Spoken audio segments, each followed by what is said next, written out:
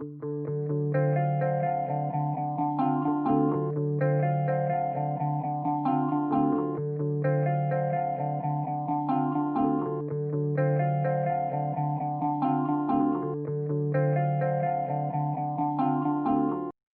muy buenas tardes. Bienvenidas, bienvenidos a este ciclo de videoconferencias La antropología en confinamiento, alternativas etnográficas y trabajo de campo durante la pandemia. Este es un ciclo de videoconferencias convocado por la Coordinación del Posgrado en Antropología Social del CIESAS Ciudad de México. Me presento, yo soy Carolina Robledo Silvestre, soy catedrática CONACYT en CIESAS Ciudad de México e integrante del Colegio de Antropología Social también en CIESAS Ciudad de México. Y esta iniciativa es una respuesta a las necesidades e inquietudes de nuestras y nuestros estudiantes respecto a los desafíos que están enfrentando de hacer sus trabajos de investigación en medio de la crisis que implica la pandemia COVID-19, de las condiciones de distanciamiento social y confinamiento que obligan a repensar las metodologías a través de las cuales se van a realizar sus trabajos de campo.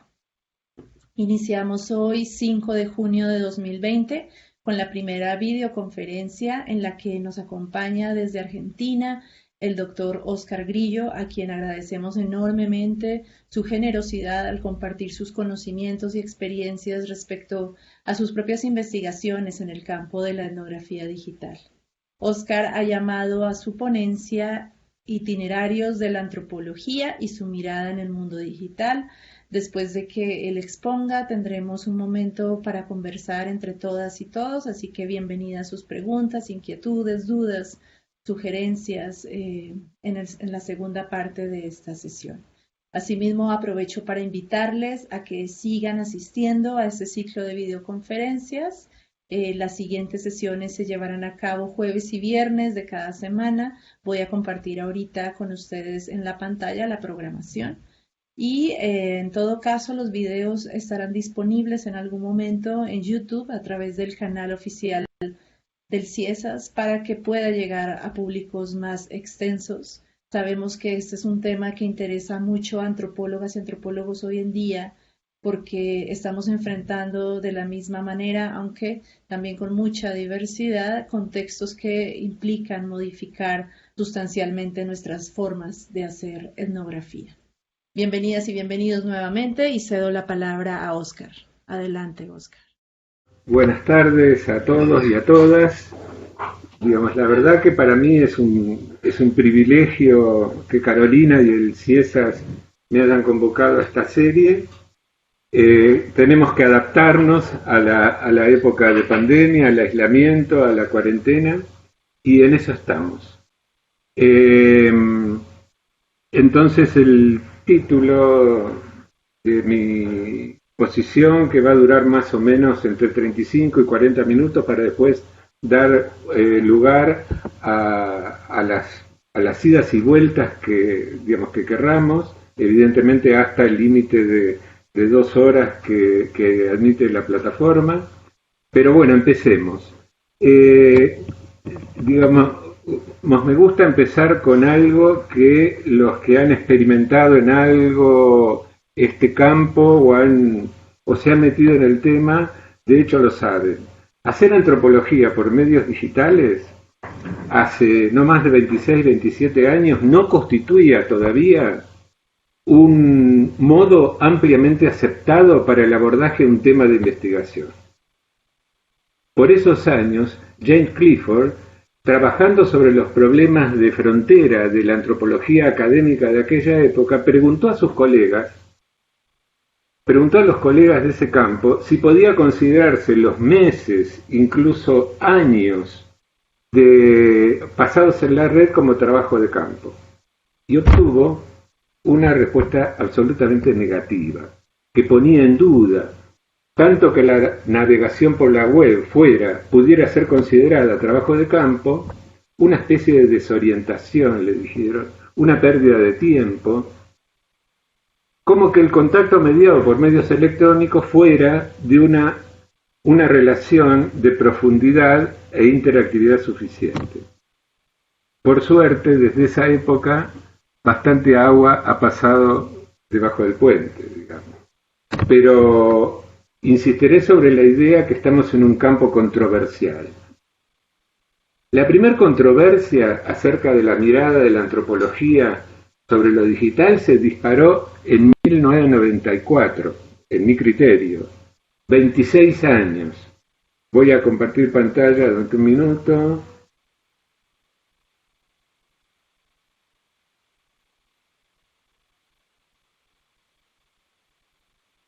Este artículo, perdón. Bienvenidos a Siberia, notas de la antropología de la cibercultura, escrito por Arturo Escobar en 1994, en mi criterio, disparó un campo de controversias que me parece importante mapear al menos.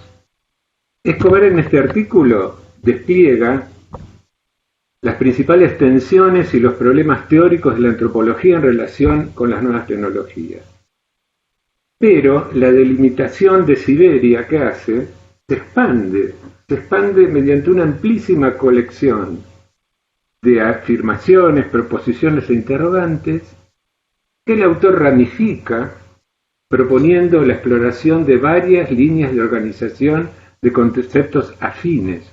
Todo un esfuerzo, obviamente, para otorgar a Siberia un territorio relativamente definido, estable y autónomo.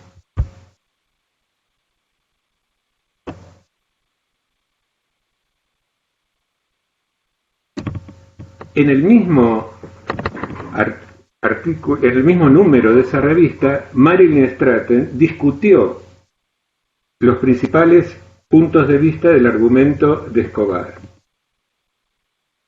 Nota al pie de página, la versión original publicada en el Current Anthropology obviamente contiene los comentarios de Marilyn Stratton y otros, pero la versión publicada por la revista de Estudios Sociales casi 10 años después, en 2005, no contiene las críticas formuladas al artículo, pero incluye la respuesta y el descargo de Escobar.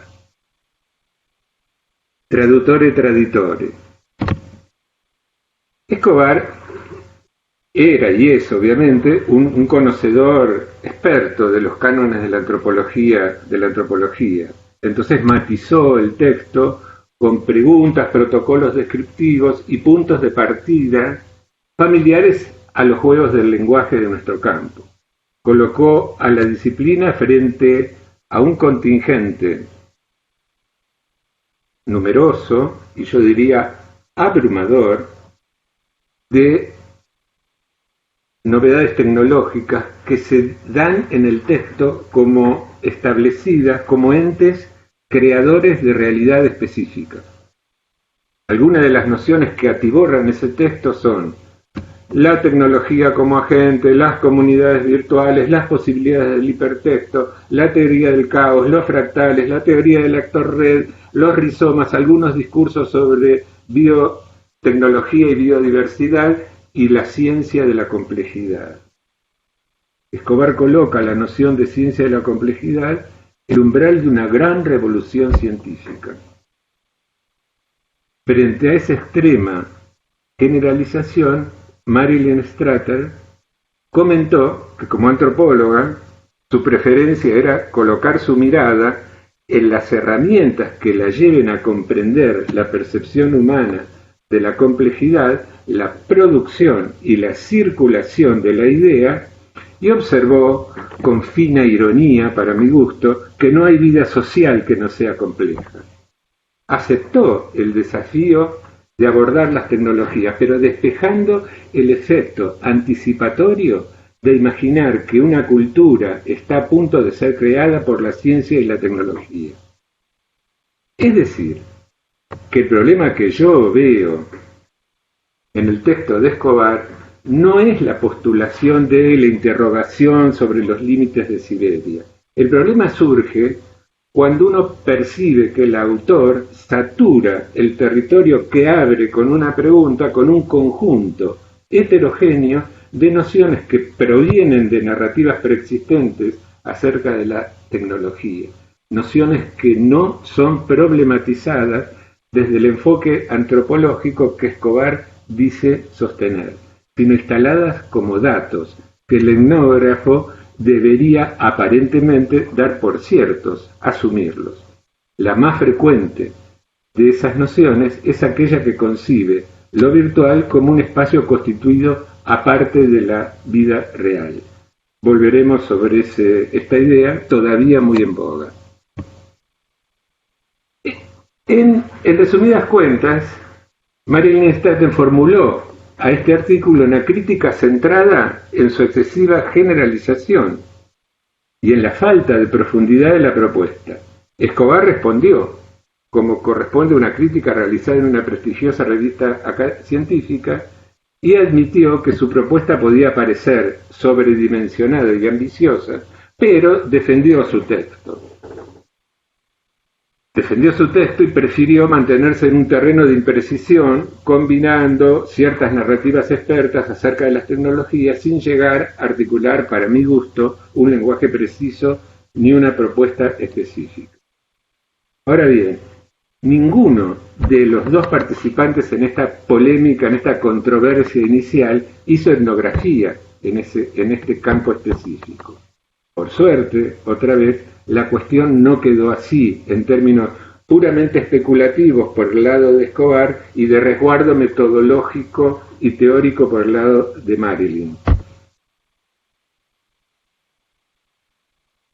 Voy a compartir otra vez.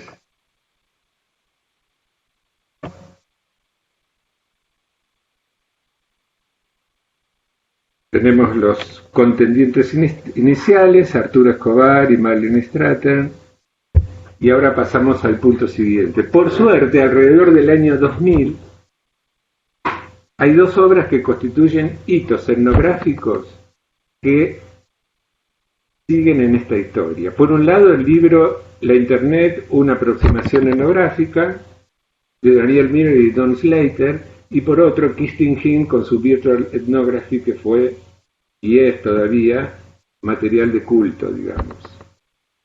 La etnografía de Miller y Slater estuvo precedida por más de 10 años de trabajo de campo en la isla de Trinidad. Entonces despliega detalladamente las prácticas de uso del artefacto de Internet. ¿Qué hicieron? Muy simple. Observaron la actividad de los trinidianos en los cibercafés, que eran el acceso principal a Internet en aquella época, y desde esa posición editaron todo discurso generalista acerca de Internet y lograron localizar, anclar la comprensión del fenómeno significativo a un espacio particular que ellos conocían muy bien. La isla de Trinidad y los trinidianos en su cultura y en su movimiento diaspórico, digamos. Entonces, ambos muestran cómo las tecnologías se captan y asimilan en un lugar específico, cómo intervienen y en qué aspectos en la vida de sus informantes. Esta podría haber sido una investigación multisituada, porque de hecho Miller y Slater trabajan en distintos sitios con una población en diáspora, pero no es el rótulo que asumen. Y afirman que para la etnografía la virtualidad no puede ser un punto de partida de la investigación etnográfica, sino más bien un ítem más de problematización para explorar y explicar a la luz del universo de prácticas desplegadas por los sujetos.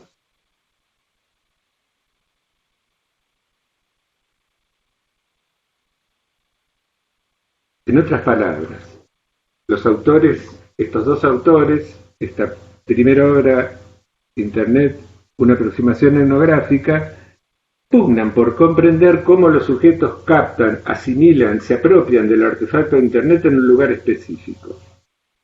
Sin obviar la complejidad que tanto obsesionaba a Escobar, pero no ponerla en primer plano de su análisis. Objetan también la oposición muy en boga en aquella época entre realidad y virtualidad, describen una multiplicidad de prácticas siempre personalizadas de comunicación correo electrónico, posicionamiento en la corriente diaspórica, reconfiguración de relaciones de parentesco, amistad y sociabilidad en general, que alteran muchos de los lugares comunes que circulaban en la literatura de aquella época.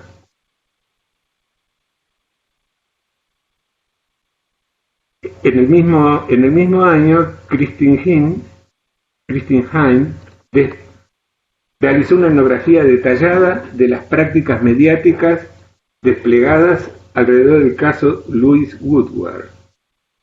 Era un caso de homicidio y juicio a Louise Woodward, una joven niñera inglesa trabajando en Estados Unidos que tenía a su cargo un bebé de 8 meses que tuvo un accidente doméstico, fue internado y a los 5 días murió.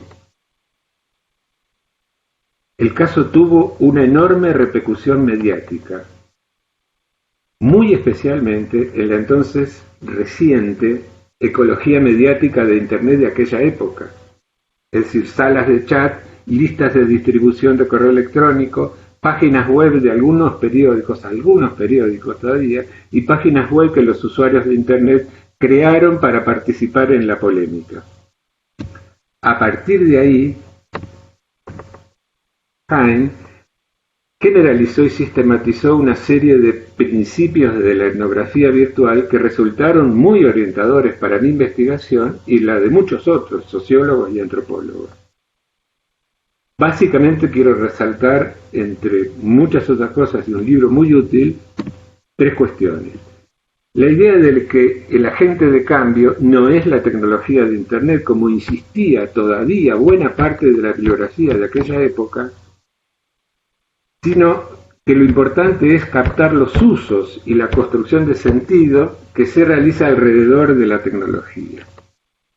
La propuesta de concebir la web como un universo que adquiere sentido solamente a partir de los usos, como forma de comunicación, como objeto dentro de la vida de las personas y como lugar para el establecimiento de comunidades virtuales.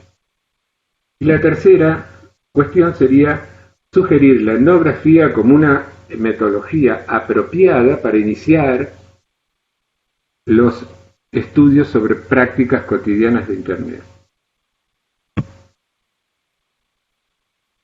En síntesis y en mi opinión, la carta natal de la antropología en relación con las tecnologías de la información e Internet se despliega con estas opciones. Por un lado, excesiva generalización, acompañada por la fascinación con las narrativas teologizantes en boga al estilo Escobar. Por otro, la precaución, fundada en la teoría y en el etos etnográfico que asume Marilyn Straten. Y finalmente, la concreción de un proyecto etnográfico realizado por Miller, Slater y Heim. Voy a compartir un segundo.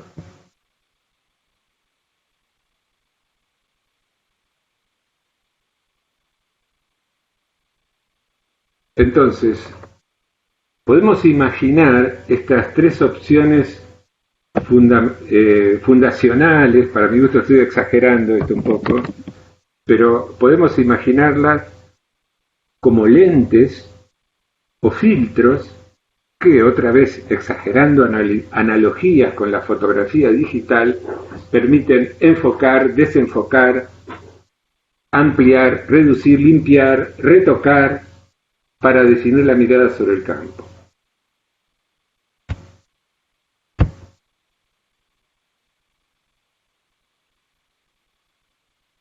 Pero aquí termina la analogía. Etnografía es reflexividad y por consiguiente cualquier mapeo del campo en construcción de la etnografía digital está al menos amojonado por ese territorio fundacional.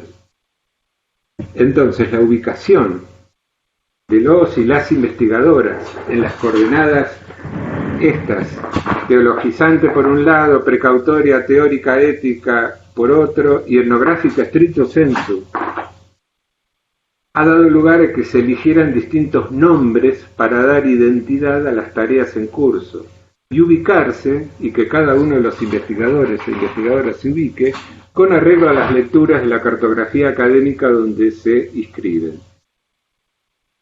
En una manifestación más, entonces, de la vitalidad de nuestra disciplina, de la vitalidad de la lengua antropológica, el campo definido por Escobar, Stratton, Miller, Slater y Hine se fue poblando de neologismos, esfuerzos tan indispensables como contingentes para abarcar la construcción de un campo. Etnografía virtual, etnografía digital, ciberetnografía, etnografía online, etnografía conectiva, etcétera, etcétera, etcétera.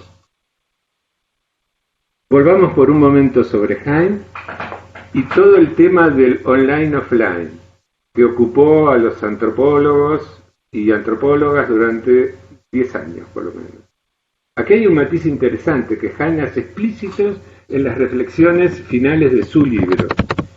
Hine es consciente que como producto de una decisión metodológica estableció una dependencia con las relaciones online a expensas del compromiso etnográfico con el universo offline. Es decir, Hine se sentó en su casa frente a su computadora y exploró todo lo que había en la web de aquella época sobre el caso Louis Howard.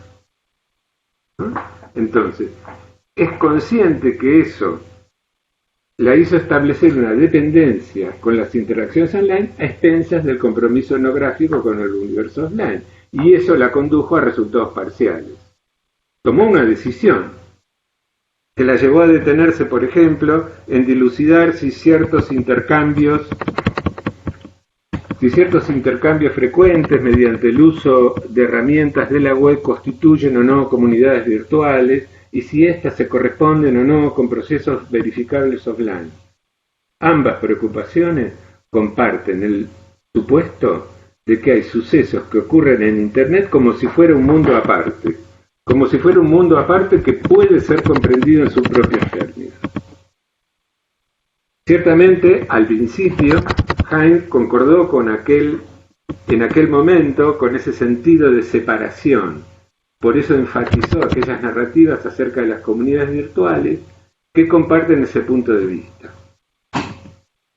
Más adelante, se desprendió de esa experiencia original de etnografiar solo prácticas online y compiló en varios libros formas de etnografía que ensamblan diferentes métodos, siempre desde la particularidad inmersiva, documentando actividades y emociones del investigador y los sujetos del campo. Y en general hizo esfuerzos importantes y muy útiles para todos nosotros de instalar a la etnografía como un ágil enfoque que obviamente evoluciona frente a situaciones en desarrollo y se adapta a circunstancias en las que se encuentra. Esto es, diferentes escalas de producción e indagación de prácticas de creación que se dan en el ambiente virtual, digamos, en el ambiente digital. ¿Con qué nos encontrábamos?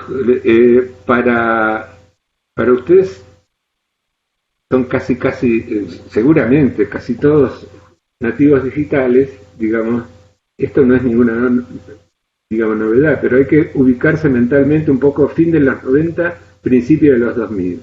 Estábamos asombrados con lo que encontrábamos en la Internet, aún en la Internet precaria de aquella época.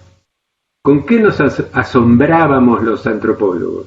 En primer lugar, con el extenso registro documental que Internet desplegó ante nuestros ojos de antropólogos y antropólogas en su inagotable significación, interactiva por la facilidad con que los usuarios expandían sus posibilidades de acceder y editar. Relativamente liberados de la órbita del Estado y sus redes oficiales. Relativamente liberados, los archivos electrónicos se revelaron como sitios de producción de memorias e identidades. La idea de Internet como un lugar de enunciación del activismo mapuche resultó muy importante para mi trabajo de investigación. Por otra parte,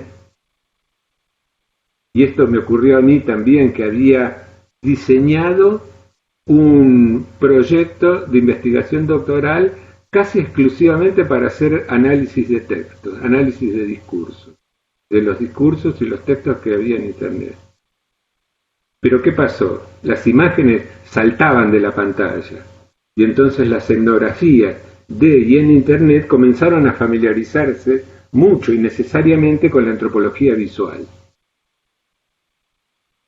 ¿Qué podemos decir hasta ahora de todo esto? Bueno, en rigor, la antropología pugna por armarse de la teoría y de las herramientas metodológicas propias para abarcar la irrupción de un conjunto de prácticas de los sujetos que animan el campo. Esas prácticas están constituidas alrededor de aparatos digitales heterogéneos, en campos poblados por actores inscriptos en redes de poder y por ende portadores de discursos expertos, de discursos vernáculos, portadores y poseedores de instalaciones, instituciones. En suma, dispositivos, en la idea de Agamben, en la versión de Agamben de la idea original de Foucault. Todos estos dispositivos, obviamente, conllevan procesos de subjetivación, prácticas, saberes.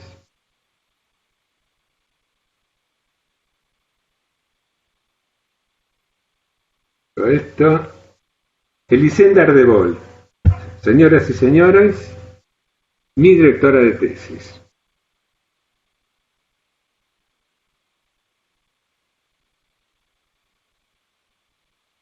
Elisenda trabajó en sus primeros enfoques. Elisenda ya venía trabajando con una línea muy sólida de antropología visual, digamos. Y entonces, en sus primeros trabajos, asocia la idea de cultura y las prácticas relacionadas con las nuevas tecnologías, particularmente con Internet, que es una estrategia válida. Las palabras clave, entonces, cultura digital, cultura Internet, circulan y siguen circulando en diversos esfuerzos por cartografiar una arena discursiva que disputan discursos antropológicos y narrativas expertas y vernáculas acerca de las tecnologías. Pero para mi gusto, Elisenda ofreció un esquema con una articulación reflexiva muy sólida entre los discursos antropológicos y esas narrativas. Y así fue construyendo espacios bien delimitados de reflexión e interpretación en el marco de la teoría antropológica, sin que ésta quede disuelta en esos lugares saturados de tecnocentrismo que Escobar creó y desde donde pretendió desafiar nuestra disciplina. Y por supuesto, Marilyn Stratten no podría repetir las críticas que descargó sobre Escobar. El mapa proporcionado por Elisenda Ardebol no implica la adhesión anticipada a ningún discurso tecnocéntrico. El lugar para la agencia de los actores está cuidadosamente preservado y conectado con diversas orientaciones en la conceptualización de la cultura. Este esquema teórico floreció así desde primeros años de los 2000 hasta ahora en numerosas y precisas etnografías. Voy a nombrar alguna nomás, porque tiene un montón de trabajos muy interesantes, sobre todo para ver, digamos, la evolución, que es nuestra propia evolución.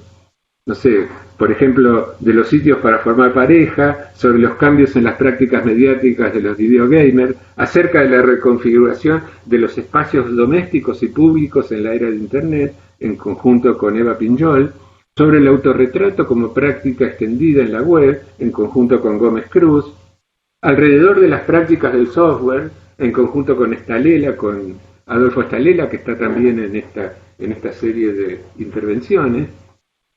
Pese a las diferencias entre esos distintos trabajos, para mi gusto todos comparten un mismo objeto de estudio, Internet o alguno de sus fenómenos conexos y una orientación etnográfica.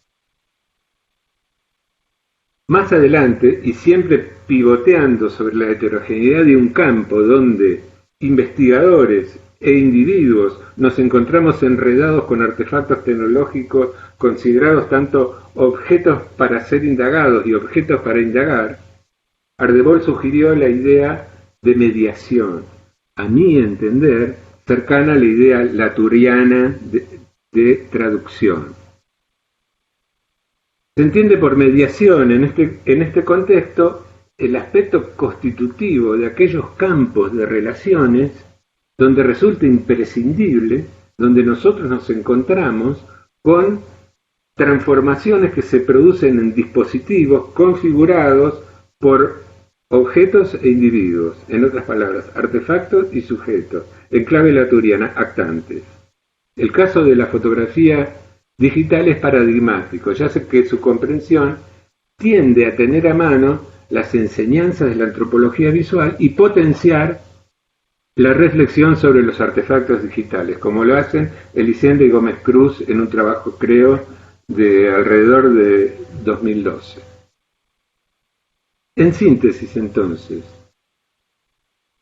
el estudio de la cultura digital se focalizó en las transformaciones de las prácticas culturales a través de las mediaciones tecnológicas y quedó abierto un espectro muy amplio de prácticas creativas y participación en los nuevos medios que ya la teoría de la comunicación había sistematizado como prácticas mediáticas. Y es personalmente el rótulo que a mí más me gusta, digamos. Bien, vamos a en un ratito más, vamos a terminar o hacer una recapitulación para dar lugar a las preguntas de ustedes, que estoy ansiosísimo, muy ansioso, muy expectante. Entonces, este recorrido que yo acabo de hacer no pretende ser exhaustivo. Es probable que la pregunta acerca de cómo definir la cultura digital que estudia la antropología continúe sin poder ser respondida en términos distintivos o en términos muy distintivos, y recurrentemente nos veamos obligados a someter la borradura, a usarla pero bajo sospecha, a usarla bajo tachadura, como propone Stuart Hall para el concepto de identidad, basándose en Derrida. ¿Qué hacemos entonces? ¿Paramos acá? No. A la espera de un paradigma que la anide, hay muchas ideas y muchos trabajos que están aportando a este campo. Por ejemplo, hay un primer principio que proponen Daniel Miller y Heather Horst para la antropología digital que dicen lo siguiente. Ahora sí, cito. El término digital se define como todo aquello que puede ser, en última instancia, reducido a código binario, ceros y unos. ¿Eso alcanza? Y no sé. Lo más interesante de esta propuesta es su apertura. Nos coloca como antropólogos digitales en un campo de tensión entre lo universal y lo particular. Y para mi gusto, repito, esa tensión nos resulta buena para pensar. A mi entender, aparte, esa pregunta no necesita ser cerrada prematuramente, y no hay más remedio por ahora que seguir trabajando en esa tensión.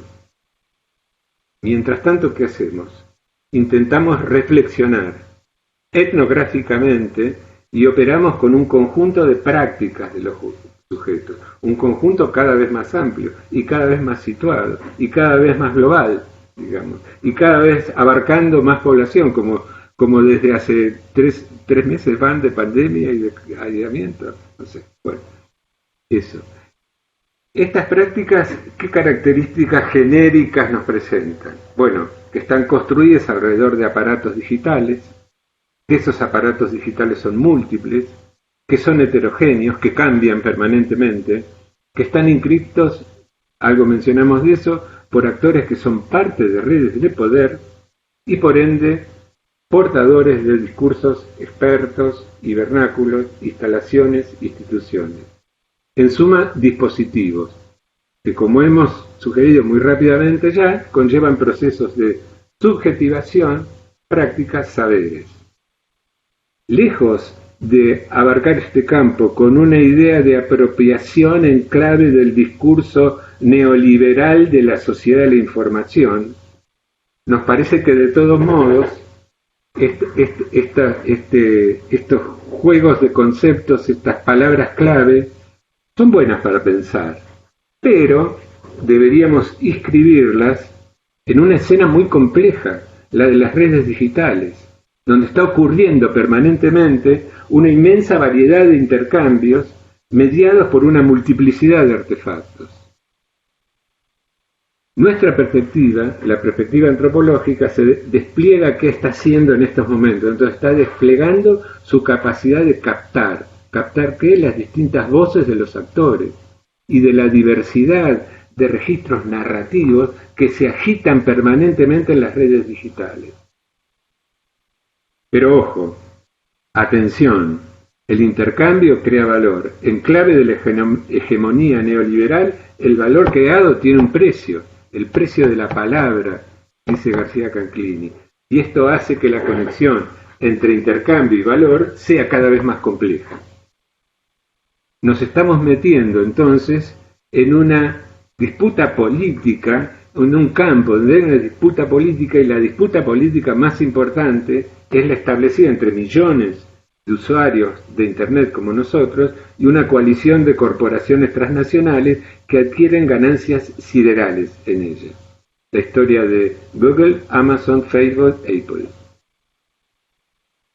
La historia de estos conglomerados que, alimentados por nosotros mismos, alimentados por los algoritmos y analíticas detalladas, absorben minuto a minuto nuestra información gracias a nuestra candidez y la adicción de nosotros como usuarios, a veces usuarios obligados, como en este caso, digamos, porque no tenemos otra opción para cuidarnos.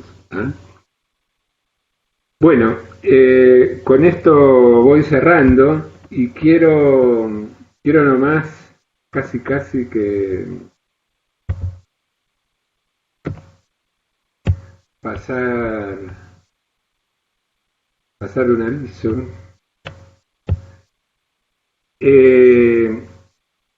Este curso que se hace en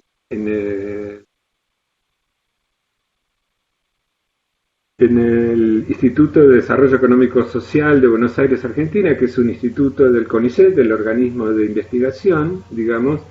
En este curso nos hemos convocado, digamos, 4 profesionales que nuestra característica distintiva es que hemos hecho trabajo de campo en este métier, digamos, ¿no? Entonces, el curso creo que vamos logrando cada vez un equilibrio cada vez más productivo para los alumnos y alumnas entre las cuestiones teóricas y los juegos de palabra que han circulado por acá y nuestra experiencia de campo. Bueno, con esto, habiendo pasado este aviso, cierro. No llegué a compartirla. Sí, eso te iba a decir, no pudimos ver esa última diapositiva. Está hablando de este curso y no. Sí, porque puede resultar interesante para los estudiantes. Es el curso que ofrecen a través también de tecnologías digitales sobre etnografía digital. Entonces, esa distancia, ¿verdad? Quería decirles que, bueno, como dije muy rápido mientras retomo esto, es decir, cada uno de los 4 que hemos asumido este trabajo ha hecho etnografía con medios digitales, pero en distintos campos, lo cual hace el conjunto muy interesante. Es decir, yo, como ustedes saben, como ha dicho muy bien Carolina en mi presentación, yo fundamentalmente trabajo sobre movimientos sociales, étnicos y políticos, en especial el caso del pueblo mapuche en Argentina y en Chile. Carolina Di Próspero, que la tienen ustedes en una de las próximas charlas, ha hecho un trabajo interesantísimo sobre los deep coders, es decir, programadores que hacen música en vivo en performance, donde está el público, se programa en vivo, una cosa interesantísima.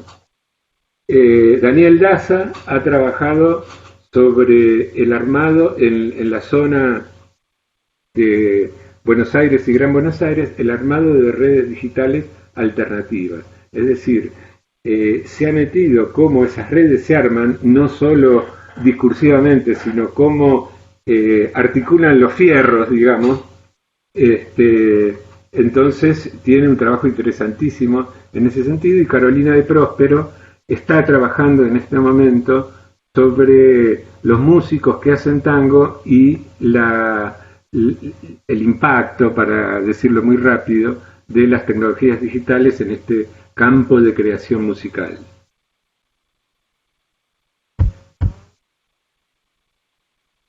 Bueno, para mí ya estoy. Muchas gracias. Tenemos bastante tiempo para conversar, entonces vamos a aprovecharte este rato que nos queda. Agradecerte mucho esta presentación. Por aquí estaba Rachel Cedar, ella es la coordinadora de posgrado del CIESA Ciudad de México y quería igual saludarte, fue quien convocó también a este webinar. No sé, Rachel, si quieras tomar la palabra, adelante. ¿Desbloqueaste, Carol? No, bueno, no, fue Héctor. Pues muchísimas gracias a profesor Grillo, realmente es un gran gusto tenerlo acá con nosotros y pues nos complace mucho que haya aceptado la invitación del posgrado y de la profesora Carolina para compartir una pequeña parte de su vasta experiencia en este campo con nosotros en estas circunstancias tan inusuales de la pandemia. Yo tengo preguntas, pero estoy segura que los estudiantes también los tienen. Entonces voy a ceder la palabra primero a ellos y luego ver si da chance de hacerle una pregunta. Gracias. Gracias, muchas gracias por tu saludo. Ahí está ya. Buenas tardes. Yo soy Mayek Querales y en este momento soy parte del grupo de docentes que está trabajando con estudiantes de maestría. Y justo estaba pensando que es un privilegio porque revisamos uno de tus textos hace un mes, si no me equivoco, 2 meses. Entonces, sí, es un privilegio escuchar a una persona que es innovador en el ámbito de estudio y sobre todo pensando en todo este recorrido que se tuvo que hacer para legitimar lo virtual como campo de estudio.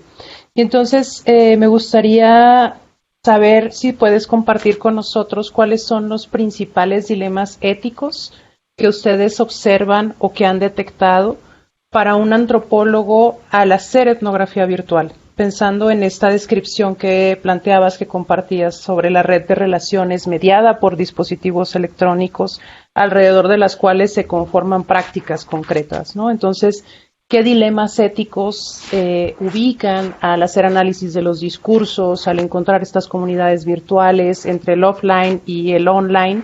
¿Cuáles son los retos que ustedes han ido encontrando? Gracias, muchos saludos. Gracias, Mayo. Oscar, te propongo que tomemos 2 preguntas en cada bloque. Hay otra pregunta de un estudiante y las contestas y así nos seguimos, ¿vale? Carlos, adelante. Hola, ¿me escuchan? Sí. Bueno, muchas gracias a Carolina y al profesor Oscar y pues por este espacio para conversar sobre estos temas en que creo que muchos hasta ahora estamos como entrando en vista de los cambios y transformaciones que se vienen en el mundo, ¿no? Mi pregunta puntual tiene que ver con el concepto de lógica, de logística visual que esbozas tú en un artículo y que me gustaría, digamos, que nos comentaras un poco, o en particular a mí, que nos comentaras un poco más acerca de este concepto. En la clave un poco de cómo se piensa el territorio desde estos conceptos, ¿no? Y bajo estas metodologías y formas etnográficas de lo digital. Entonces, esto lo pongo un poco en contexto para mi proyecto de maestría que tiene que ver con el paisaje en Sirahue, en Michoacán.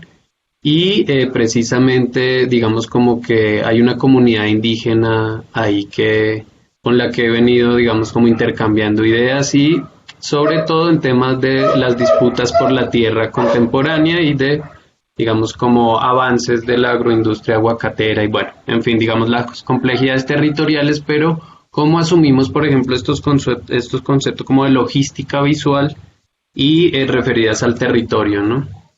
Eso es, gracias. Gracias, Carlos. Escuchamos entonces a Óscar ahora. Adelante. Bueno.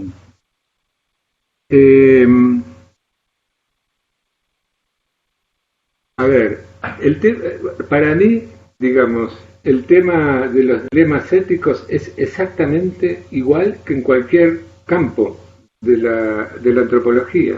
Es decir, uno tiene que ser respetuoso en la entrada a campo, tiene que estar lo más abierto posible a no, digamos, transferir sus ideas previas que siempre están, digamos, a lo que va viendo en el campo y tener la elasticidad y el movimiento suficiente como para ir construyendo en clave de la teoría que asuma, digamos, las orientaciones de los sujetos que animan el campo, digamos.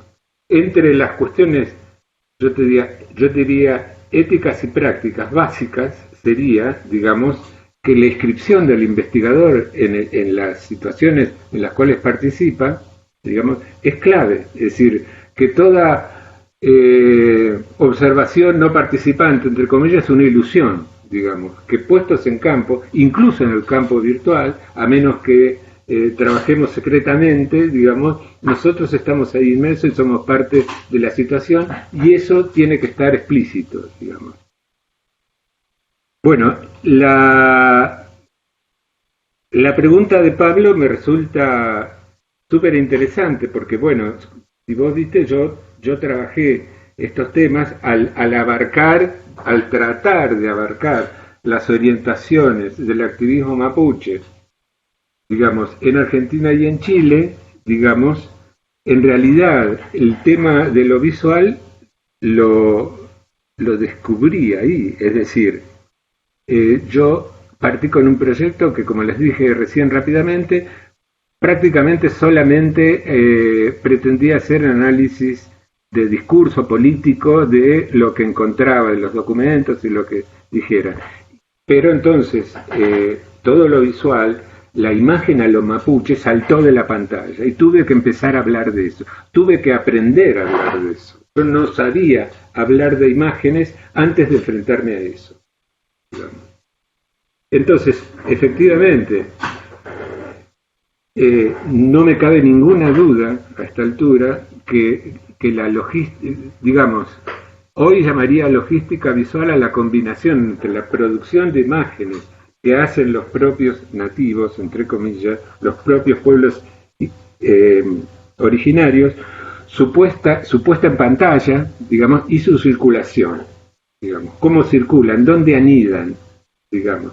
En realidad, mis primeros pasos con esto se fueron completando a medida, no solo que pude captar imágenes interesantes y hacer análisis de qué era hacer una imagen a lo mapuche, que por otro lado la antropología visual chilena ya estaba súper avanzada en eso y no tenía mucho más que decir, exagerando un poco, digamos, sino que lo interesante era ver cómo distintos actores a nivel global tomaban esas imágenes y las inscribían en otros contextos, especialmente en esa época y ahora también, digamos, los circuitos de derechos humanos, de ambientalismo, es decir, de pronto aparecían imágenes creadas por los activistas mapuche que aparecían en páginas y en movimientos de derechos humanos, de ambientalistas, digamos, pluralismo jurídico, etcétera, etcétera.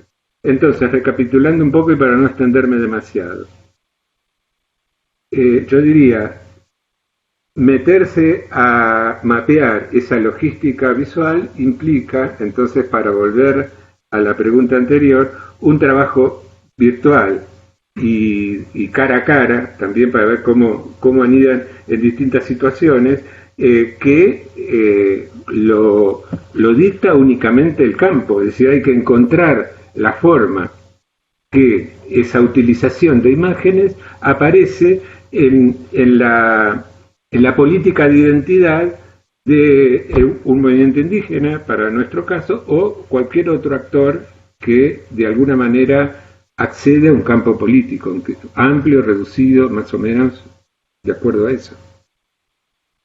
¿Vamos por otra? Hola, buenas tardes. ¿Otras? Muchas gracias por la conferencia, por la plática.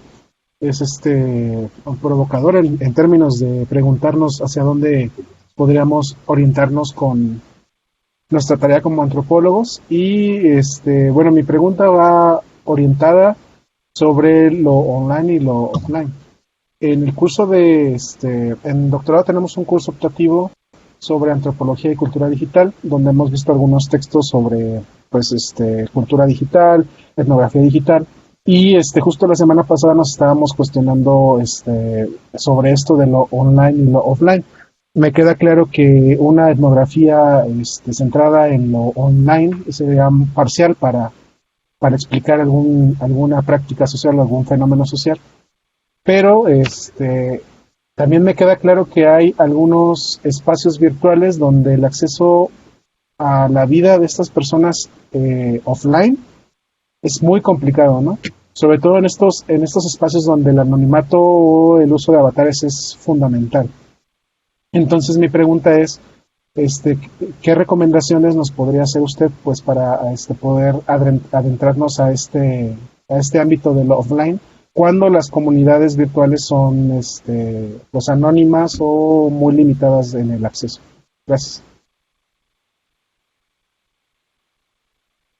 Tomamos la pregunta de Rachel, que seguiría en orden, y después Oscar, si quieres, las contestas las dos. Adelante, Rachel. Bueno, ¿no era María José? Que creo que regresó. Sí, pero me está pidiendo que la lea, entonces mientras la escribe ella su pregunta que voy a leer. Bueno, mi pregunta era, pues sencilla, espero.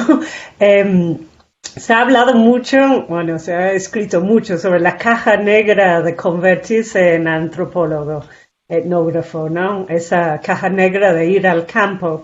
Y tenemos varios estudiantes en distintos momentos de su carrera, algunos que han hecho mucho trabajo etnográfico antes, otros que están empezando, y mi pregunta sería que nos pudiera reflexionar un poco sobre los retos de desarrollarse como etnógrafo en el plano del confinamiento, donde todo el acceso por el momento es virtual, ¿no? Es un poco, pues, el viejo debate que nos plantea entre Escobar y Strasser, de alguna manera, ¿no? O sea, ¿qué son los retos de hacerse antropólogo en el plano de lo virtual, ¿no? Porque usted lo que nos ha planteado es que realmente, pues, no hay tanta distinción, ¿no?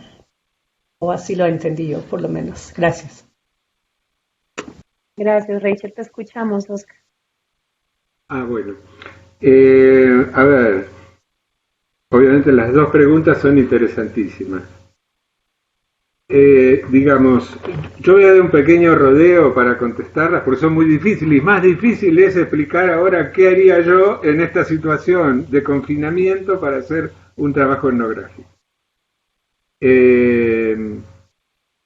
Pero sí quiero poner reflexión sobre un par de palabras claves que circulan entre nosotros, digamos, y que son tan, como dije de otras, tan necesarias como contingentes. Primero, la idea de cultura. Por supuesto, la idea de cultura está ampliamente discutida, reafirmada, vuelta a discutir, etcétera, etcétera.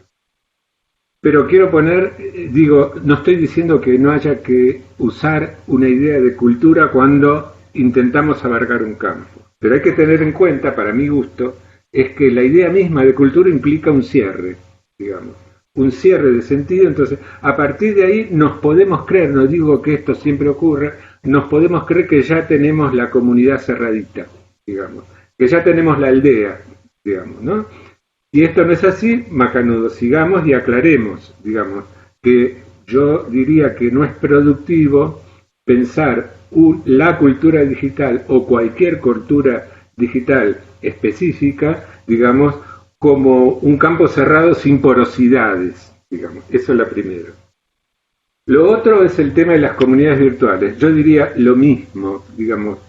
Cuando yo empecé mi doctorado en la Universidad Oberta de Cataluña, era una enorme preocupación, digamos, definir las comunidades virtuales. Entonces, a ver qué era una interacción suficiente, cuándo una comunidad estaba identificada, cerrada, qué sé yo. Bueno, lo mismo. Para mi gusto, es un concepto útil que tiene que ser usado siempre bajo sospecha que se responde únicamente con la interacción con el campo, ¿tá? Ya sea virtual o online o offline.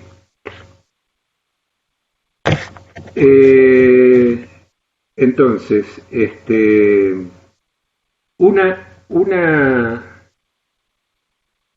una cuestión que a mí me resultó muy útil y que no la nombré en mi exposición porque la tenía que acotar de alguna manera, es que a mí me vino muy bien, digamos, cuando empecé a hacer este trabajo, digamos, toda la conceptualización de George Marcus acerca de la etnografía en movimiento, digamos, multisituada.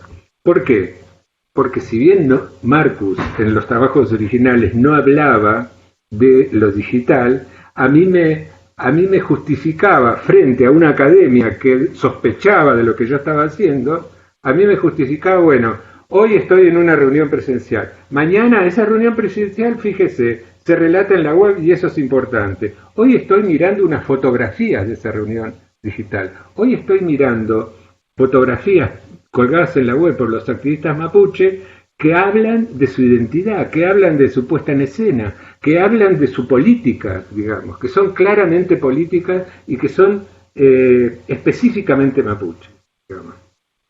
Entonces, las recomendaciones de Marcus de seguir las controversias, seguir a los actores, seguir las metáforas, digamos, son centrales y creo que podrían ser reutilizadas. Yo hace poco escribí un artículo que tiene que ver con esto, digamos, que podrían ser utilizadas aún con la limitación actual, digamos, de que no podemos movernos en nuestra casa, de que tenemos que encarar nuestros trabajos a partir del modelo de Christine King, sentados en nuestra compu, porque no podemos salir. Aún así, las recomendaciones de Marcus me parecen claves, importantes para iniciar la construcción de un campo. Es decir, no sé, estoy pensando a boca de jarro, ¿no? Pero, digamos, el campo, la comunidad esa secreta o tan secreta debe ser porque si yo soy antropólogo y estoy empezando a saber que existe, aunque no sepa exactamente qué es, tan secreta no es, sino que defiende su identidad de esa manera. Bueno, eso ya es un dato importante. Entonces, no sé, yo trataría de ver alrededor de eso qué impactos hay, qué dicen otros de esa comunidad, no soy el único que la estoy observando. Perdón, tengo una llamada por y así un poco eso, tratar de salir del encierro al cual nos está empujando la pandemia, digamos. La variedad de los archivos digitales que circulan por la web es muy grande, digamos.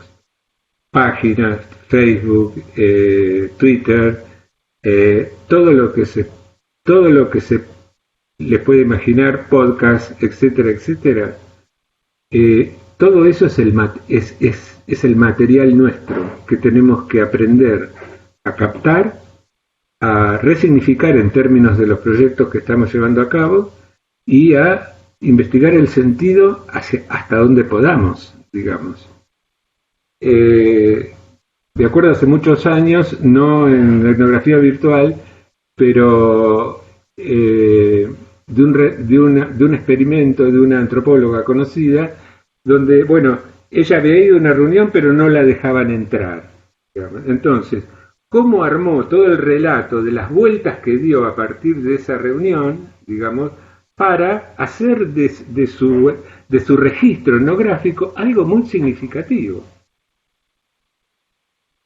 A mí me pasó en campo muchas veces, cuando los activistas mapuche, sobre todo los jóvenes, que aprenden la lengua mapuche en academias, digamos, de pronto decían, bueno, ahora vos no queremos que vos estés acá, digamos. Entonces, ¿qué hago? ¿Me enojo con el campo? No, entiendo que hay una reserva de espacio ahí. Hay claramente una reserva de espacio, y esa reserva de espacio es significativa. Lo mismo pasó con la parte más visible del movimiento feminista aquí en Argentina, donde digamos a los más o menos 2 o 3 primeros años de su eclosión reciente, digamos, muchas de las militantes de Ni Una Menos eran criticadas porque no dejaban entrar varones a las reuniones.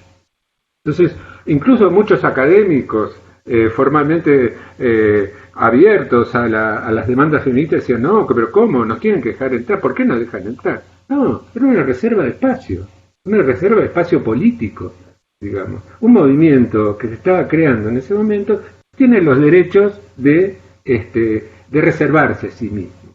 Entonces, volviendo a las dos preguntas generales, bueno, ¿cuáles son los retos? Y para mí los retos son, si no puedo entrar, rodeo. Yo diría, esto es muy genérico, pero bueno, yo rodearía a través de todo lo que hay, y no me puedo imaginar, pero puede ser una falta de imaginación mía, no me puedo imaginar un tema tan secreto del cual no haya muchos archivos digitales rodando por la web, de distinto tipo, visuales, auditivos, todo lo que se puedan imaginar. Puede empezar por ahí, puede empezar por ahí. Puede que llegue un punto, digamos, donde el límite del online esté claro. Bueno, mapeo ese límite y hasta acá llegó mi trabajo. Pero estoy seguro que bajando la ansiedad y con un poco de imaginación, igual eso va a ser muy significativo. Sí, va a ser muy significativo si aparte de ese rastreo de datos, en lo cual puse mucho énfasis en este momento, hay una reflexión, está clara, está puesta en el relato, la ansiedad, como dice Gin, la ansiedad y la fascinación que provocan estas situaciones al investigador, ¿no? Hasta ahí, por ahora.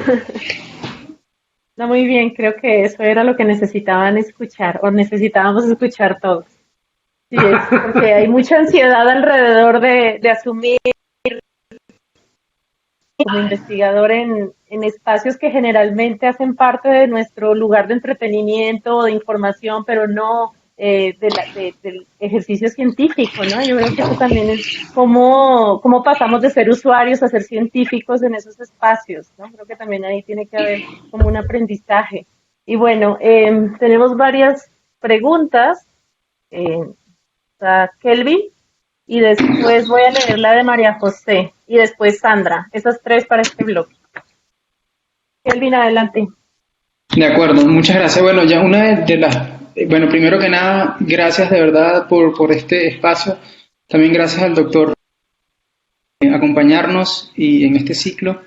Y bueno, eran 2 preguntas que quería hacer, pero una ya la respondió, que tenía que ver como un poco cómo salir del confinamiento y volver un poco a la articulación de lo online y lo offline. Pero ya un poco lo respondió diciendo que si no puedo entrar, rodeo de manera general, que me pareció una manera bastante acertada de poder ilustrar un poco los caminos, ¿no? Pero bueno, entonces la otra pregunta que tenía iba un poco en la misma línea de la implicación de lo online y lo offline, y tiene que ver un poco con la manera en que las plataformas digitales, como usted bien lo decía, entenderlas como espacios en disputas. Y al entenderlas como espacios en disputas, están también inmersas en relaciones de poder, de dominación y subordinación, obviamente.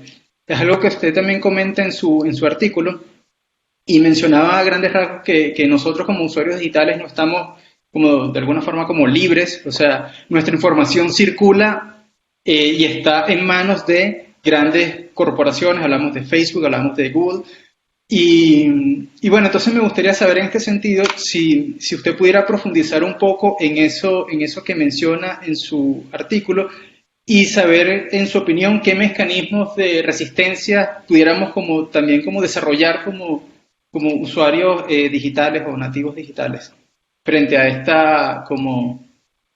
esta realidad, ¿no? Neoliberalismo. Muchas gracias. Gracias, Kel.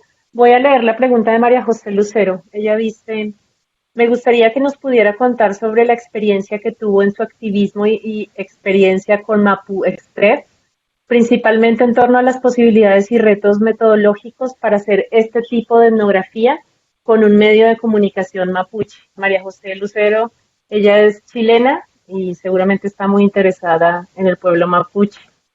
Entonces hace esta pregunta y sigue Sandra. Vamos a escuchar a Sandra y luego a Oscar. Hola, si me escuchan, he tenido problemas horribles y entonces me sacó varias veces de la conferencia. Entonces espero no estar diciendo algo que ya explico. Si es así, lo lamento. Bueno, primero que nada, gracias, porque efectivamente está tratando con una tensión que existen todas y todos y de pronto una resistencia, ¿no? De a lo mejor quienes estamos más acostumbrados a hacer un tipo de trabajo de campo que exige, o sea, quienes tuvimos que aprender a volcarnos sobre la importancia de lo corporal y lo físico para hacer etnografía y que ahora no tengamos esa posibilidad. No sé si les pasa a muchos, pero en mi caso me pasó con trabajo con víctimas de desaparición forzada y familiares. Entonces empezamos a trabajar sobre otro tipo de metodologías que exigían lo corporal y que ahora no lo puede hacer. Creo que es algo que nos tiene mucha atención a muchos, ¿no? Bueno, no sé si a muchos, a mí de manera muy personal. Pero me parece muy importante recuperar sobre todo a Stratern, a Bruno Latour en la importancia de los actantes, ¿no? No solo estos medios como herramientas, sino como actantes. Y además recordar que es algo que la antropología nos había venido diciendo, ¿no? Yo recuerdo mucho un texto de Alejos García de la antropología dialógica cuando dice: porque no es lo mismo cuando el antropólogo saca la grabadora y que lo digan para cuando el antropólogo saca la grabadora a cuando la gente está discutiendo entre ellas, ¿no? Y es una frase que me resuena un montón de lo que todos estos artefactos, eso, se vuelven actantes sin obviamente, ¿no? Alejos desde otra postura, la de Latour, la de Stratern, pero me hace recuperar eso. Y entonces yo me preguntaba, en el caso muy personal, cómo estos actantes van a interferir en las nociones de construcción de dolor o de pérdida que a veces sosteníamos con un abrazo, ¿no? Cuando se hace etnografía de este tipo de cosas. Yo sé que no es el caso para todos, ni mucho menos, pero mi pregunta específica entonces, haciendo esta vuelta, es, que no sé si usted me la pueda resolver, es ¿cómo recibió la comunidad mapuche con la que usted trabaja este tipo de experiencias? Ahorita escuchamos del lado del antropólogo. Creo que va a ser muy interesante pensar cómo las comunidades con las que trabajamos están o no dispuestas, o van o no a recibir este tipo de estrategias que estamos pensando nosotras y nosotros, que sí creo necesarias. Le digo, mucho luchamos, ¿no?, contra un yo que no se quiere separar y que no está aprendiendo, pero ellas y ellos, ¿cómo lo van a hacer? ¿No? Entonces, si hay alguna, creo que tiene que ver con la pregunta de María José. ¿Cómo recibió la comunidad mapuche un análisis de este tipo, ¿no? Una propuesta, y además, bueno, yo sí creo que las nociones de cultura, o sea, que hay que imaginar nuevos conceptos y nuevas teorías, ¿no? El hecho de poner como actantes, o sea, no entender como herramientas, sino como actantes, nos va a tener que obligar a pensar muchísimas cosas, no solo metodológicamente, sino teóricamente. Gracias. Gracias a vos. Gracias, Sandra. Gracias a estas 3 preguntas. Ya tenemos 3. Bueno, a ver,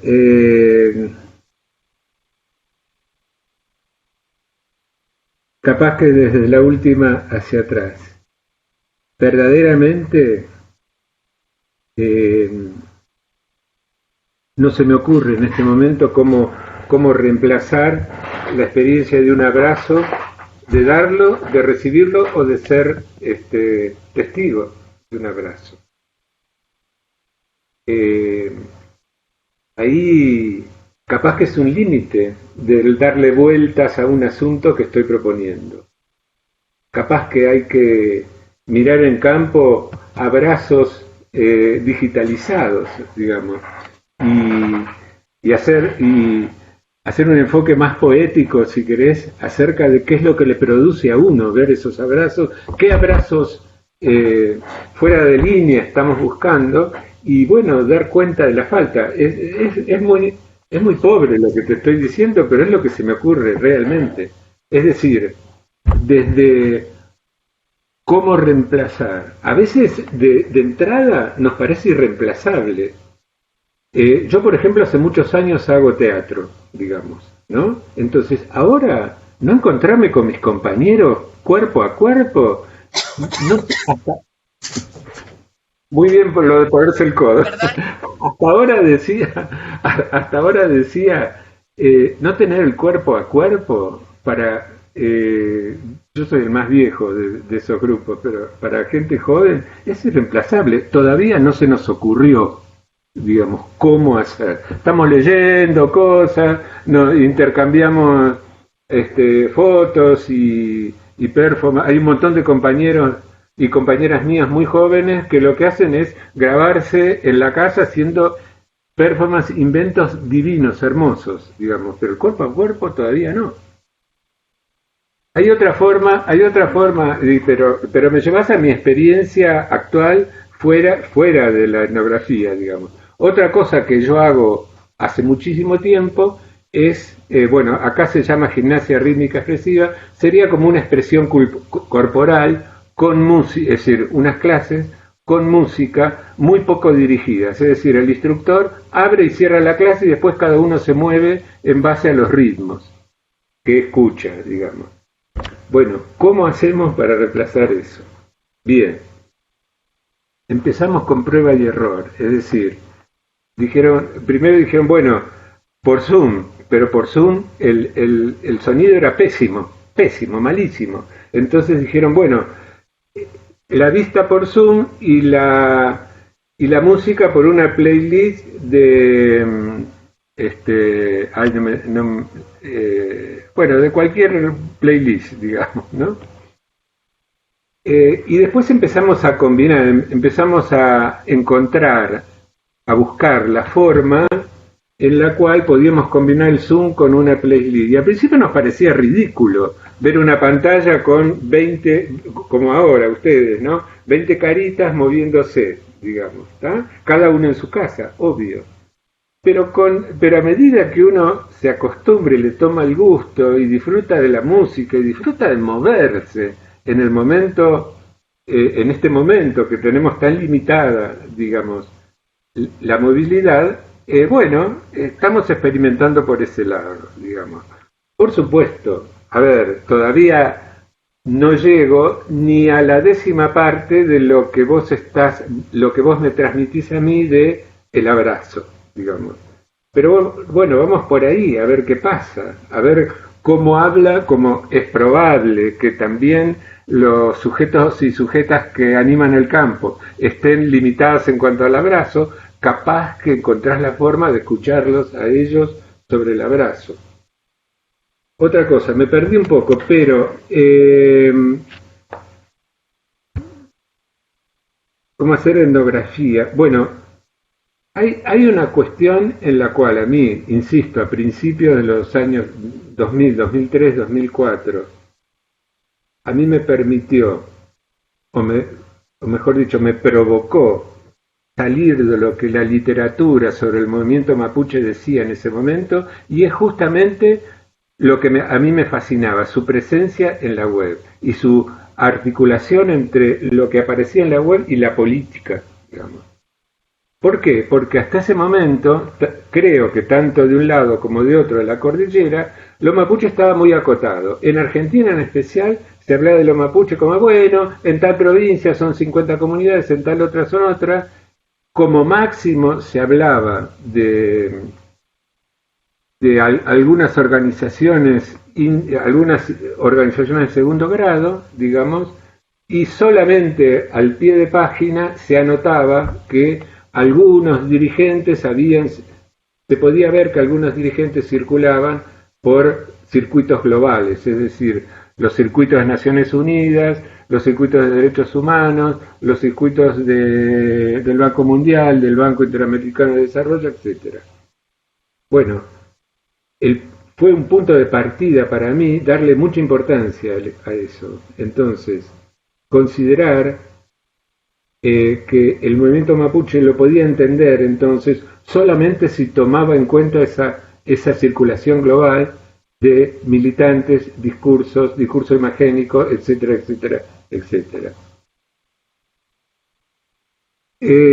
No tengo mucho que decir en cuanto a técnicas, solo que otra vez, discúlpenme la repetición, hay que adaptarlas al campo donde uno se está metiendo. Es decir, por ejemplo, yo había prometido entrevistas, como todos nosotros, digo, voy a hacer entrevistas, bien. En campo, noté, digamos, me di cuenta enseguida que no tenía ningún sentido hacer entrevistas. ¿Por qué? Porque mis interlocutores eran casi todos militantes, por un lado, militantes que trabajaban con algún medio, no solo digital, no solo páginas web, sino desde programas de radio hasta pequeños impresos, revistas de distinta calidad y hechura, etcétera, etcétera, que los representaban sin duda, digamos, pero que hacían de ellos personas acostumbradas a responder entrevistas.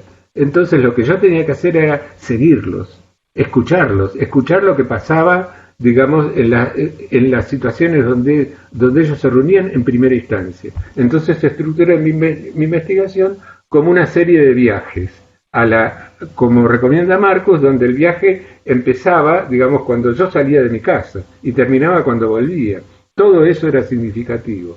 Entonces con el tiempo empecé a encontrar que era significativo cualquier encuentro en cualquier lado con un activista mapuche, digamos. Entonces encontré activistas mapuche en instalaciones de aeropuertos, en encuentros académicos, digamos, como el ALAS, digamos, y no sé, en la Facultad de Filosofía y Letras, digamos, cuando iban a presentar ahí adentro, por ejemplo, una revista de carácter nacional mapuche, etcétera, etcétera. O sea, no era cualquier cosa. Cualquier situación donde yo me encontraba con un activista, digamos, y el tema de conversación era tu actividad y la mía, digamos, era campo, digamos. El campo, digamos, lo instalamos en el lugar donde se nos ocurre, de acuerdo a cómo vamos construyendo nuestro aparato, digamos, conceptual. Resistencia. Bueno, a ver, es un problema también, porque si bien tenemos todos los medios alternativos, digamos, todavía tenemos que ver, digamos, que tanto los movimientos que resisten desde el punto de vista étnico-político como social, económico, etcétera, etcétera, eligen esa web, digamos, que alimenta los algoritmos de Google y compañía para instalar sus territorios de enunciación, digámoslo así, ya sean páginas, Facebook, Twitter, Instagram, lo que sea, digamos. Todavía no hay otra cosa que eso para un movimiento alternativo anti-neoliberal, digamos. Puede que haya otras opciones, sin duda las hay, digamos, pero tendríamos que ver qué peso se logra a través de eso, digamos. Entonces, en cada uno de estos casos de movimientos que se entienden a sí mismos como antiglobalización neoliberal, lo que importa es ver cómo construyen el discurso, cómo construyen su política de imagen, y qué vínculo hay entre esas dos cosas con el offline, por así decirlo. Es decir, ¿se reúnen? ¿No se reúnen? ¿Puedo asistir a esas reuniones presenciales o no? Creo que me pasé por alto algo. No tuve ningún problema durante mi trabajo en Argentina y en Chile.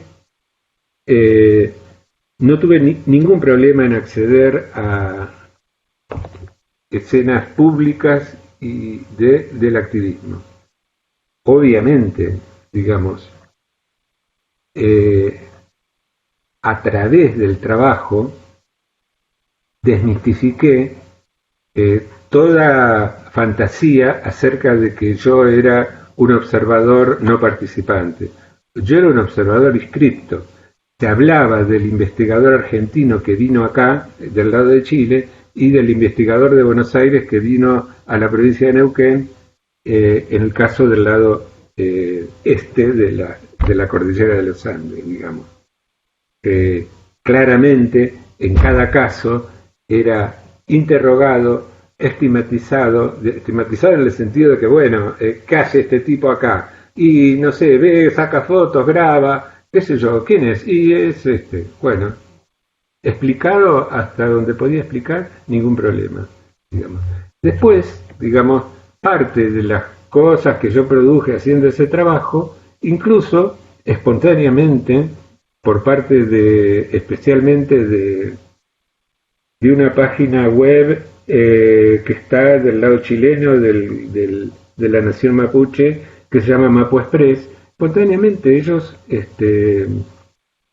captaron uno de mis trabajos en la web, lo pusieron en su página y lo editaron. Una foto que no les gustaba, la sacaron. Punto. Todo bien, digamos. Esto pasa, tenemos que estar dispuestos a que pase. No sé si me quedó algo, porque eran 3 preguntas.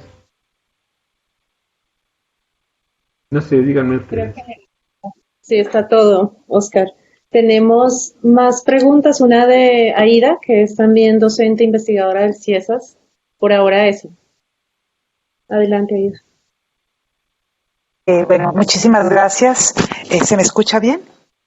Sí. Gracias, Oscar.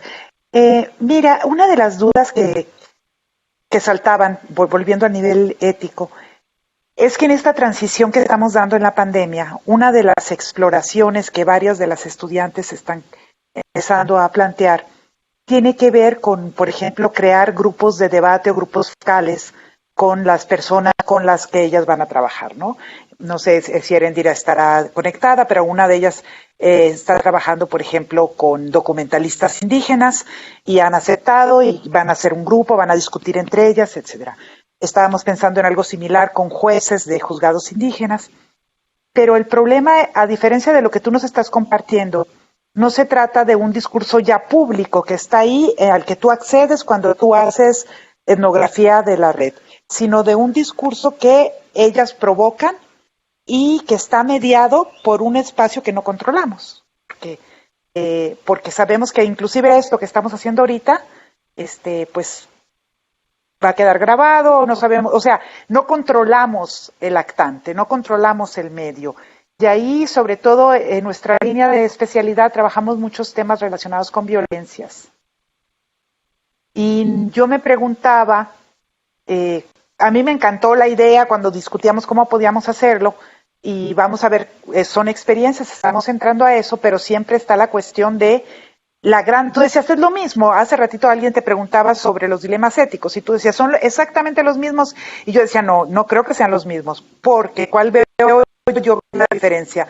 Cuando yo hago una entrevista en la casa de alguien y estamos sola ella y yo, y ella me dice cosas que la pueden poner en riesgo, pero en ese momento con la confianza me lo da, yo eso jamás lo voy a sacar y va a quedar en mi grabadora. Si eso mismo esta persona lo hace por internet, yo no tengo control sobre lo que ella me puede estar contando y en el riesgo que yo la puedo estar poniendo al estar provocando ese discurso que no es un discurso público. Entonces yo ahí no veo que sea lo mismo. Creo que esta mediación tiene ciertos riesgos, que todavía no terminamos de dimensionar con las corporaciones que controlan mucho de lo que estamos haciendo en la red cuando lo provocamos. Digo, la diferencia es cuando tú navegas con un discurso público a cuando como investigador provocas ciertas discusiones en el espacio de la red. Entonces, bueno, mi pregunta, por un lado era como pues una provocación y por otro preguntarte si experimentaste con algún tipo de esta cuestión más dialógica en donde tú crearas grupos de debate y que ellos discutieran a través de internet o algo así.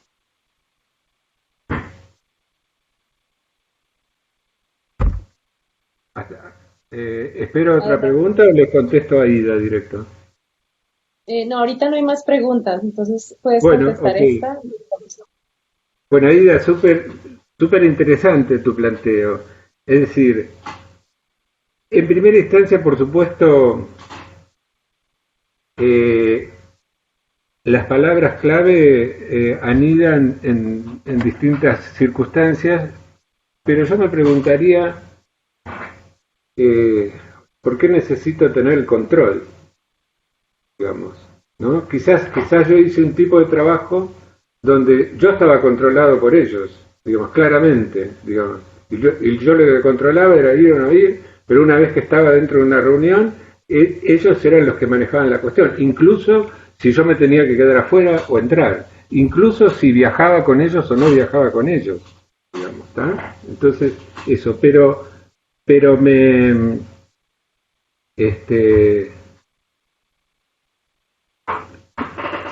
estoy de acuerdo con vos que el control, entre comillas, que se logra en una relación dialógica uno a uno, en el espacio cerrado de un hogar, digamos, puede producir algunas cosas que no es conveniente que circulen por el espacio público, especialmente todos los temas de violencia, digamos, especialmente. No tengo respuestas. Estuve en México, en Guadalajara, de 1 año y medio o 2, y varios de los alumnos de doctorado que hicieron mi curso, no sobre este tema, sino sobre movimientos sociales, estaban inmersos en temas de investigación antes de la pandemia, cuyo contenido de violencia a mí me paralizaba. Me imagino cómo harían ellos, no me imagino cómo harían ellos para saltar esa imagen, ¿no? Entonces, en principio, digamos, no me gusta la idea de control, digamos, la idea de control. Pero bueno, yo elegí no hacer entrevistas, es decir, elegí no hacer esas situaciones donde supuestamente yo controlaba, digamos, y seguir los temas, seguir los militantes, seguirlos por distintos puntos geográficos, seguirlos por la web, seguirlos por ámbitos académicos, seguirlos a ellos y seguir todo el campo que estaba alrededor de ellos, es decir, los derechos humanos, los ambientalistas, los indigenistas de distintas tribus, etc. Es un problema. Yo no sé, no tengo una receta para solucionarlo.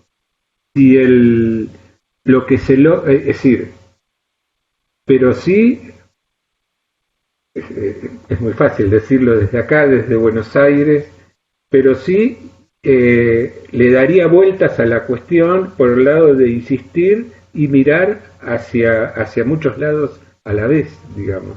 Entonces, si el discurso con los jueces, por así decirlo, no me imagino acá un trabajo de campo con jueces muy difícil, es en la Argentina un poder judicial muy cuestionado, muy corrupto, digamos, y muy, para decirlo muy rápido, muy generalmente articulado con las opciones políticas más de derecha. Entonces es muy difícil.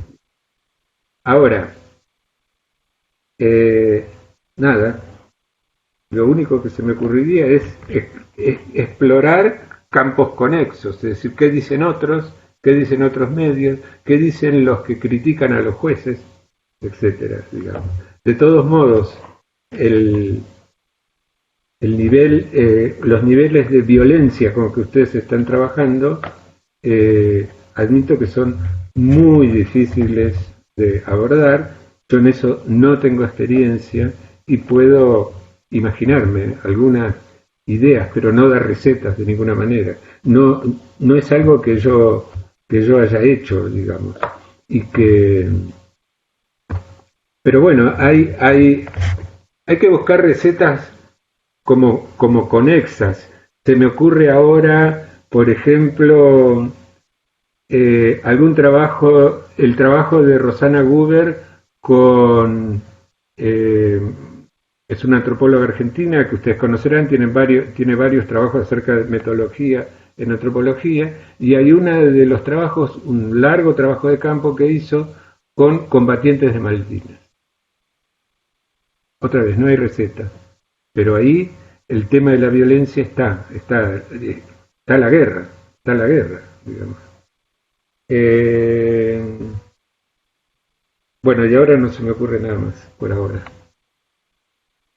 Gracias, Oscar. Sí, justo yo quería compartir una reflexión en torno a esto que dice Aida, porque creo que sí es como uno de los grandes desafíos que tenemos para pensar éticamente estas relaciones que construimos a través de los medios digitales, sabiendo que hay una intermediación que tiene intereses económicos y que va más allá de lo que nosotros podamos negociar en la relación con los colaboradores, porque generalmente negociamos las situaciones de publicidad, de lo que allí sucede, de cómo se va a registrar. Entonces es cierto que ahí digamos que perdemos ese control, ¿no? Pero creo que también podríamos pensar en transitar ese tipo de negociaciones al ámbito de lo tecnológico en la medida de las posibilidades, pensando en la seguridad digital. O sea, creo que esa es una asignatura pendiente que tenemos por pensar, ¿no? Porque siempre que el colaborador comparte con la antropóloga o el antropólogo su discurso, pues ese discurso se vuelve público. Entonces, siempre está también en la ética y en el criterio y en el cuidado que tenga el antropólogo de que ese carácter de íntimo y el cuidado que se tiene que tener sobre la confidencialidad de los datos, pues siempre está como expuesto al riesgo de que salga de ese lugar, ¿no? Entonces, quizá pensar en las formas en que negociamos, en el cara a cara, que podamos transitarlas al espacio de lo digital para garantizar que el registro cuente obviamente con el acuerdo de la persona que estamos entrevistando, que la transmisión de esos datos sea lo más segura posible y que su almacenamiento también sea seguro, ¿no? Que digamos podemos controlar parte de ese proceso, y lo mismo que si tuviéramos una entrevista grabada en una grabadora que tomamos en la cocina de doña Juana. O sea, creo que tenemos que tomar los mismos cuidados. Entonces pensar esas precauciones que tenemos para ese tipo de material que recuperamos en campo, el diario de campo, las entrevistas grabadas, pues transitarlas a este campo de lo digital y pensar en otras, porque sí implica seguridad digital, ¿no? Y también me parece a mí que lo complicado ahí es que, como tú decías, parece que no hay medios alternativos seguros para comunicarse, para conectar, y que incluso los pueblos y los movimientos sociales antisistémicos hacen uso de esas plataformas, pues porque crecimos como usuarios de esas plataformas y son la manera más fácil de conectar. Entonces, yo me imagino que también hay por explorar un montón de medios alternativos. No sé si tú puedas comentarnos algo acerca de ello, porque es también como un camino para plantear relaciones más cuidadas en el ámbito de lo digital, con mayor seguridad. Y tenemos por aquí otra pregunta esperen, por favor, dame un minutito para incluir dos preguntas más, de Felipe y de Mayek. Gracias. Hola, soy Felipe Evia desde Jalapa, Veracruz. Solo para comentar un punto de lo que decía Aida respecto al tema de la seguridad. Yo creo que aquí, más que o junto con platicar con antropólogos, tenemos que platicar con periodistas. ¿no? Los periodistas tienen un riesgo constante de que les estén hackeando y metiéndose en las comunicaciones y con tanto más riesgo en términos de seguridad de lo que están trabajando, y también tienen mucha experiencia. Hay varias organizaciones, estoy pensando en el artículo 19, pero en otras más, que sería muy interesante también recibir con ellos. Tengo la impresión de que esta misma serie de conferencias termina con una sobre seguridad digital. Yo creo que es muy importante como eso, aliarnos más con periodistas y ver cómo la prensa se protege en este ecosistema tan poroso, ¿no?, como el digital. Gracias, y gracias por la plática, ha estado muy interesante. Sí, justo vamos a tener la última videoconferencia con alguien de artículo 19 que nos va a compartir sobre seguridad digital. Está Mayek y luego escuchamos a Oscar de nuevo. Sí, yo me quedé pensando un poco a partir de lo que comentaba Sandra, en términos de esta distancia que modifica la relación presencial que solíamos tener con las personas, las actoras, con todos los sujetos con quienes trabajamos. Pero justo lo espejeaba con un proceso que tuvimos la semana pasada. Hicimos un grupo focal con madres de personas desaparecidas, y en realidad a mí lo que me sorprendió es la capacidad emotiva que está en las palabras, ¿no? Una de las madres estaba en esta sensación de aislamiento o en el efecto que ha producido la distancia física, y las otras madres presentes la sostuvieron con la palabra, ¿no? Y justo con algo tan absurdo para nosotros en este momento, que necesitamos apagar la cámara para tener una mejor conexión, ¿no? Con el estar presentes y decirle, o sea, justo fue, hacemos una pausa, necesitamos que ella, que en este momento está en una crisis, nos escuche y escuche que es importante, ¿no? Entonces también de pronto creo que podemos mitificar el efecto de ciertas presencias físicas y olvidar la importancia que tiene la palabra en el acompañamiento a experiencias de crueldad o sobrevivientes, ¿no? O sea, la palabra acompaña. Y mientras estaba pensando en esto, al escuchar a Sandra, pues a final de cuentas está como toda la ruta de análisis de la palabra escrita, en la cual hay personas, pensé en Goffman, ¿no? Cuando se pone a rastrear cómo se enamoraban a partir de cartas las mujeres, cómo construían su presencia para el hombre a través de las cartas, ¿no? Entonces ahorita tenemos el medio virtual que nos genera otra dinámica y que trastoca las rutas de campo con las cuales veníamos trabajando, pero que no las anquilosa. O sea, sí creo que debemos como, o no debemos, sino podemos ubicar las potencias que hay en la palabra nuevamente, ¿no? O sea, ahorita nuevamente apago mi video y sigo compartiendo las reflexiones que hemos estado teniendo a partir del trabajo de campo que seguimos realizando a pesar de la distancia física, ¿no? Era un poco lo que quería compartir. Gracias. Perdón, no anoté el nombre de esta última observación reinteligente. Soy Mayek Querales Mendoza. Sí. Si no es un nombre que registren generalmente a la primera.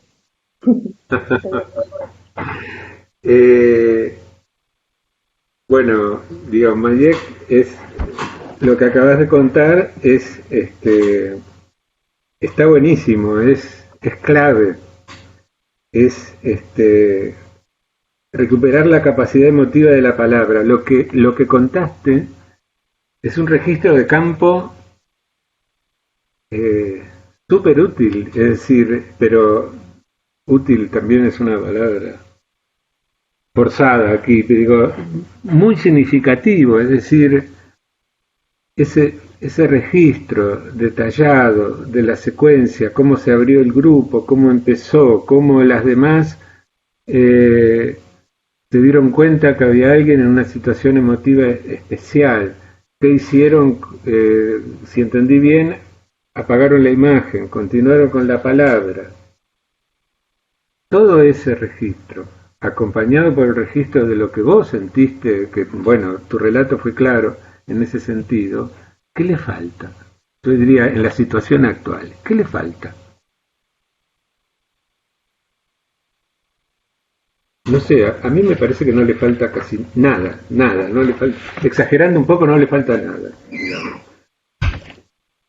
El tema de la seguridad, a mí me parece que de entrada en cualquiera de estos temas, repito que no quiero decir ninguna recomendación sobre estos temas donde aparece tanto la violencia porque no tengo experiencia en eso. Pero respecto al tema de la seguridad y la cuestión de aclarar con las personas, con las mujeres y hombres que animan nuestros campos de investigación, los temas de seguridad, yo partiría de una situación que es la siguiente. Señor o señora, si usted tiene un teléfono, digamos, celular prendido, ya su intimidad se acabó. No existe. Entonces, a partir de ahí, negociemos como en cualquier otra situación, qué es lo que vamos a hacer nosotros, digamos, y nosotras, en las situaciones que inventemos, digamos, conjuntamente. Ya sea virtuales, grupos de discusión, chat, videoconferencia, Facebook, Twitter, lo que fuera. Negociemos y entonces, aclararles de entrada, cualquier cosa que usted haga está expuesta o expuesto. ¿Está? Eso es la realidad de hoy. Prendo mi teléfono celular y ya puedo ser monitoreado de alguna manera. Entonces, estas son las reglas de juego, digamos, que hay que aclarar, sí, con la gente que no pertenece a nuestro campo, porque, digamos, pueden pensar que, salvo le roben el teléfono celular, están protegidos. No están protegidos. Entonces, hay que aclararlo de entrada. Y después todo lo que hicimos siempre. Decir cómo van a ser los registros. Cada vez tenemos, ya desde hace muchos años, es posible, digamos, relatar el transcurso de la investigación en el Facebook, en una página, en un blog, etcétera, digamos. O sea, hay muchísimos casos, pero me acuerdo en este momento de que Daniel Daza Prado, que forma parte de nuestro equipo con el curso virtual en el IDES, bueno, él creó un blog donde iba trabajando con sus informantes, entre comillas, lo que iba avanzando, digamos. Claro, obvio, para ese caso, sus informantes eran informáticos, digamos. Entonces estaban reacostumbrados a manejarse por esos medios, digamos. Y Daniel, en su situación, pudo complementar, digamos, la etnografía virtual, entre comillas, con participaciones offline muy claras. Incluso aprendió a manejar servidores, aprendió a instalar redes alternativas de acceso a Internet, etc.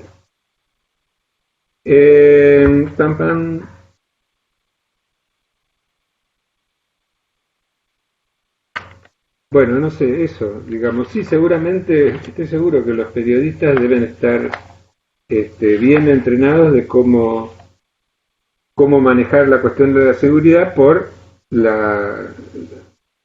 creo que lo dijo Felipe, por la porosidad de las ecologías mediáticas actuales.